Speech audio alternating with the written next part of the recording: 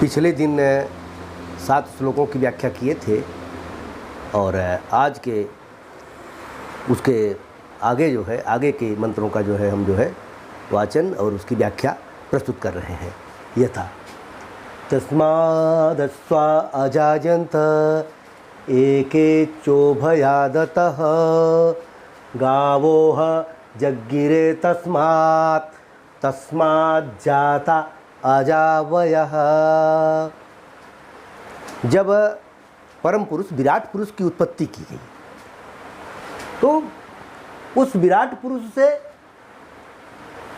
तस्मात्, उस पंचमी एक वचन है तस्मात्, उस विराट पुरुष से अश्वा अजायंत, घोड़े उत्पन्न हुए। ये के चोभयादतः, चोभयादतः में 2 शब्द हैं, 3 शब्द हैं सब मिलाकर के, च उभय दतः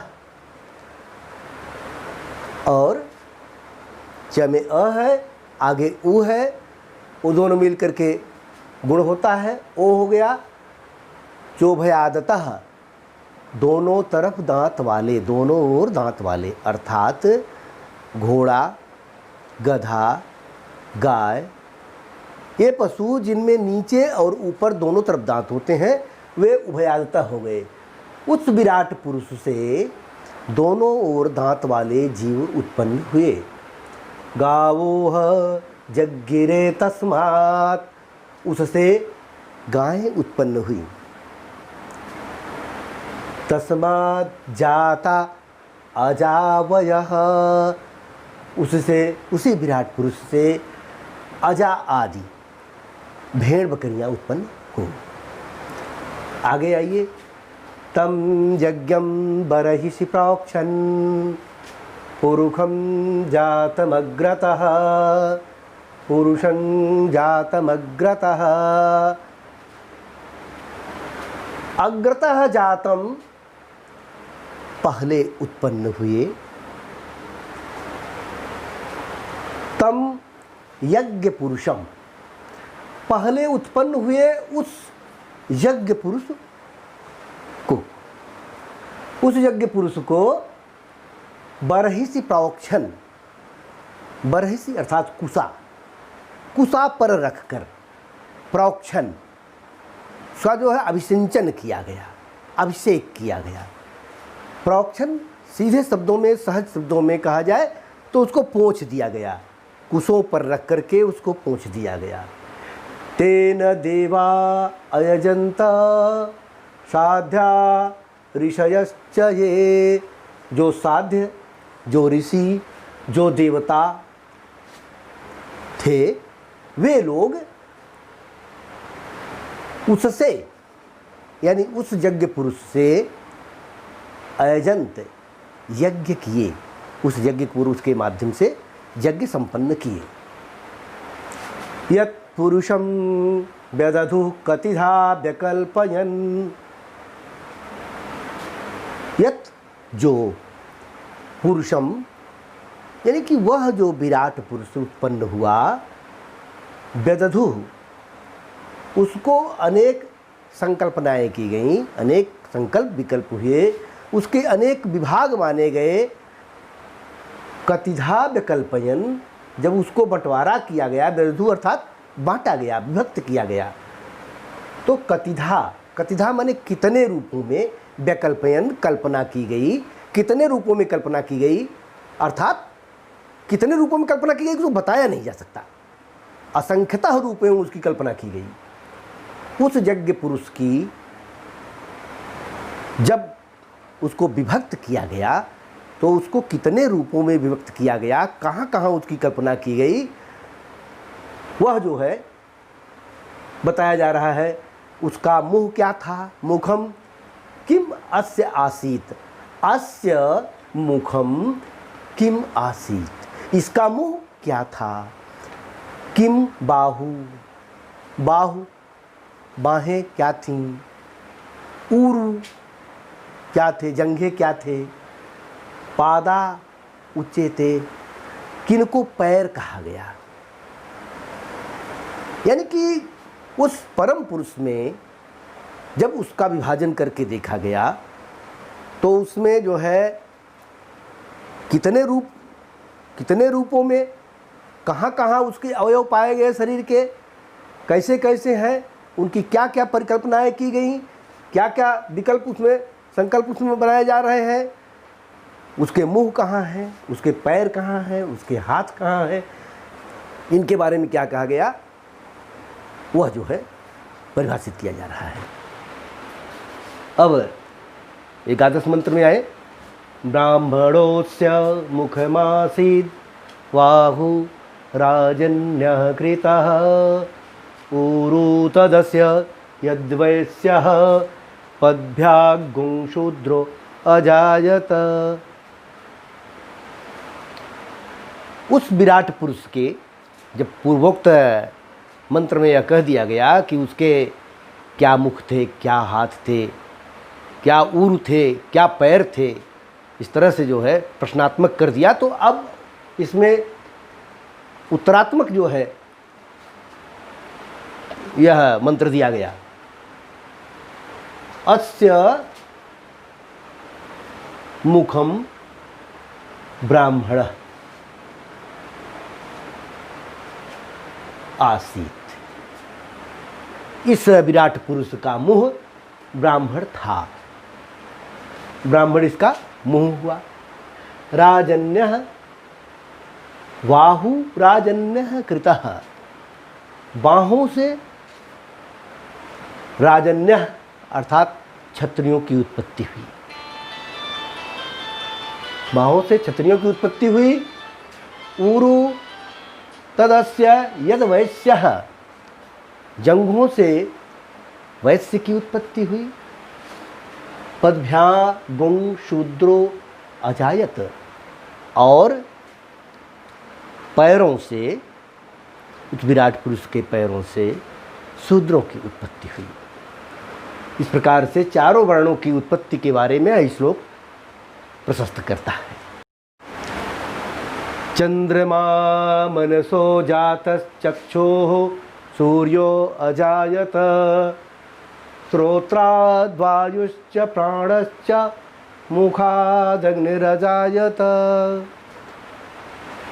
अब उस जो परम पुरुष है उसके मन से चंद्रमा, मन से चंद्रमा की उत्पत्ति हुई।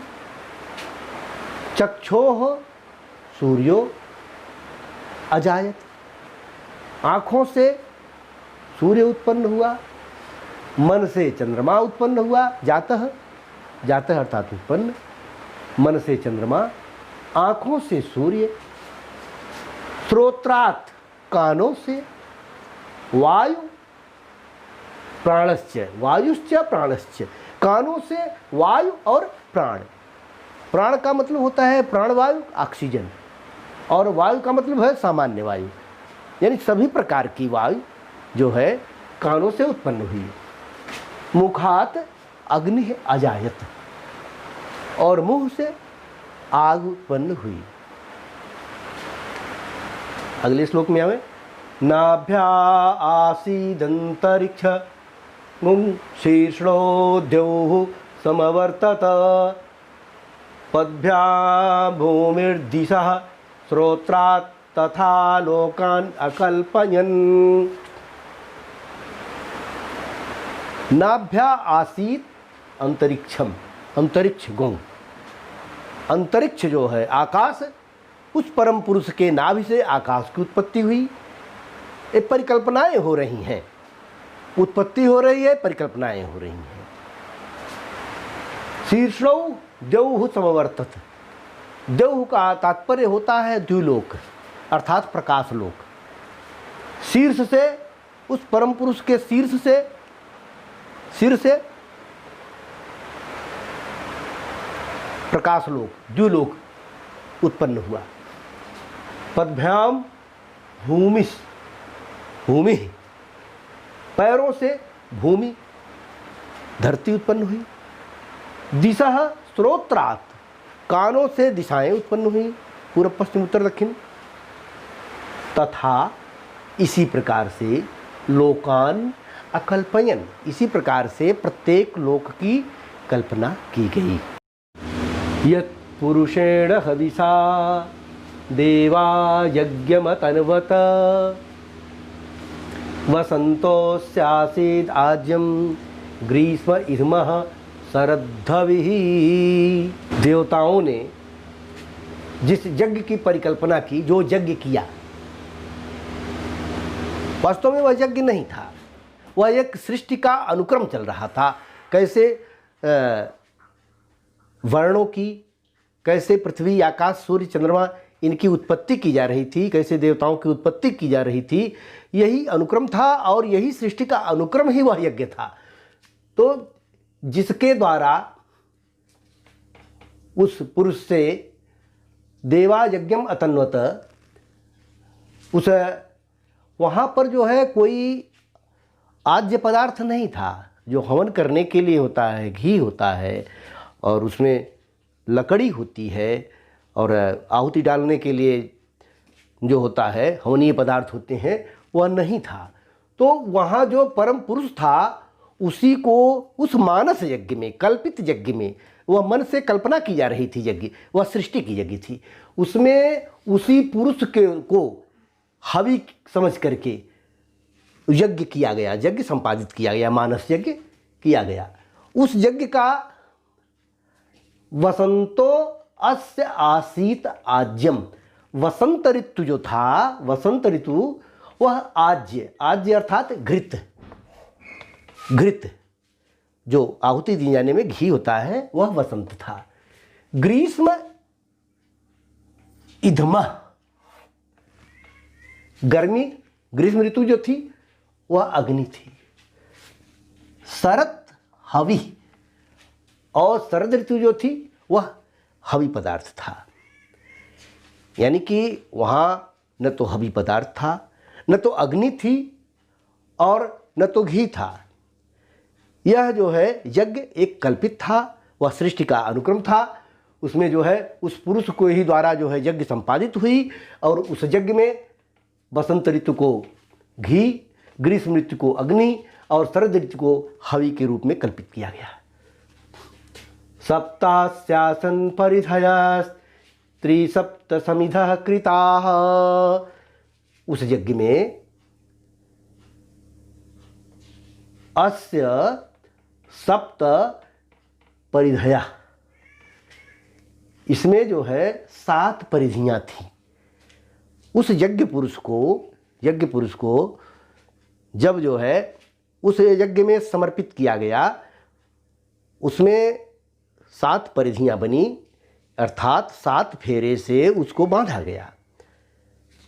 और उसको जैसे जिस प्रकार से हम यज्ञ में एक पशु देते हैं, पशु को समर्पित करते हैं, और उसी प्रकार से उस कल्पित यज्ञ में उस परम पुरुष को हम 7 परिधियों में, 7 फेरों से, 7 चक्कर जो बांधा गया परिधि थी, त्रिसप्त समिधा कृता, और उसमें 21, त्रिसप्त का मतलब 3 सप्त 7, 3 गुणे 7 अर्थात 21 समिधा कृता, 21 समिधाएँ थीं, लकड़ियाँ, 21 लकड़ियाँ मानी गई। देवा यज्ञम तन्वाना, जिस यज्ञ को देवताओं ने किया, अबधनन पुरुषम पशुम, उस परम पुरुष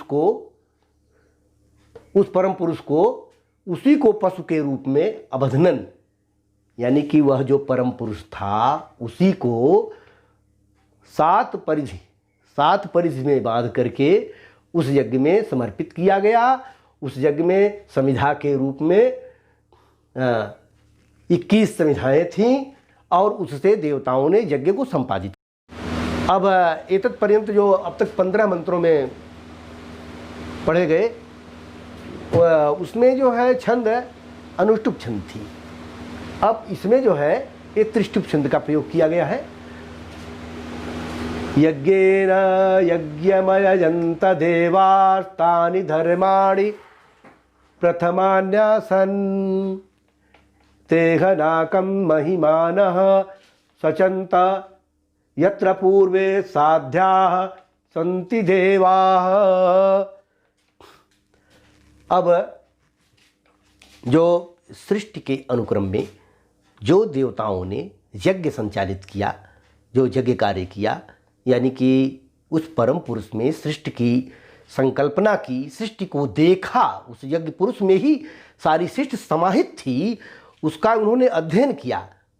वह क्या था कि वह परम पुरुष अर्थात महाविष्णु में देवाः अजयंत, देवता लोग जो है उस यज्ञ में, यज्ञ के द्वारा उस यज्ञ को, उस यज्ञ पुरुष के द्वारा उस यज्ञ को अजयंत,